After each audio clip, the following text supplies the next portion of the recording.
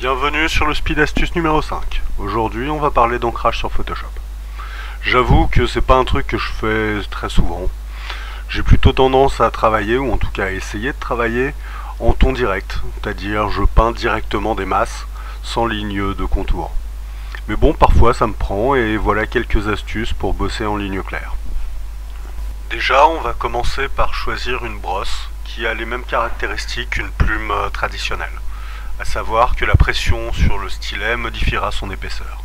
J'appuie doucement, j'ai des traits fins, j'appuie plus fort, des traits plus épais, et bien sûr je peux passer progressivement d'un trait fin à un trait épais, ou d'un trait épais à un trait fin.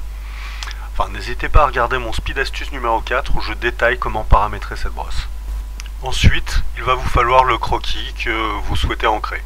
Alors s'il peut avoir été fait au crayon ou directement sur tablette graphique, peu importe, vous l'ouvrez sur Photoshop, vous créez un calque blanc et vous baissez l'opacité à 40%.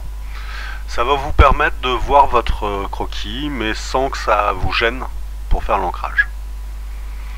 Ensuite on crée un calque sur lequel on va pouvoir commencer à ancrer justement. On sélectionne la couleur noire en cliquant ici là. On vérifie la taille de la brosse. Allez voir le Speed Astuce numéro 3 pour la changer facilement. On n'oublie pas de vérifier que l'opacité du pinceau et le flux sont à 100% et c'est parti. Tranquillement, sans hésiter à zoomer, dézoomer, à se déplacer, voir le Speed Astuce numéro 1, on commence le tracé. C'est un peu comme un travail d'ancrage traditionnel sur papier, mais c'est un peu plus difficile. Le geste est moins sûr, moins fluide. Par contre, ça a deux gros avantages, le CTRL Z et la gomme.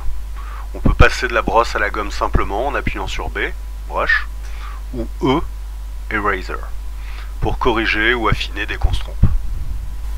On peut donc revenir en arrière avec CTRL Z, et si vous voulez revenir en arrière plus d'une fois, c'est CTRL plus ALT plus Z.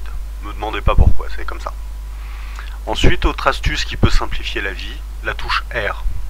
Ça vous permet de tourner la feuille dans tous les sens, afin de faciliter certains gestes de la main, comme vous pourriez tourner une véritable feuille de papier dans un dessin traditionnel. Vous voyez, R, je tourne, je fais mon tracé, R, je le remets en place, et ainsi de suite. C'est plutôt pratique. Et voilà, une fois fini, il ne reste plus qu'à supprimer le calque du croquis et le calque blanc en opacité réduite. Alors c'est pas forcément facile au début d'obtenir un résultat aussi bon qu'avec une vraie plume sur du vrai papier, mais une fois qu'on a le coup de main, c'est aussi rapide, et surtout on risque pas de se planter. Enfin voilà, c'est tout pour aujourd'hui, abonnez-vous, likez, partagez, commentez, blablabla, et à bientôt.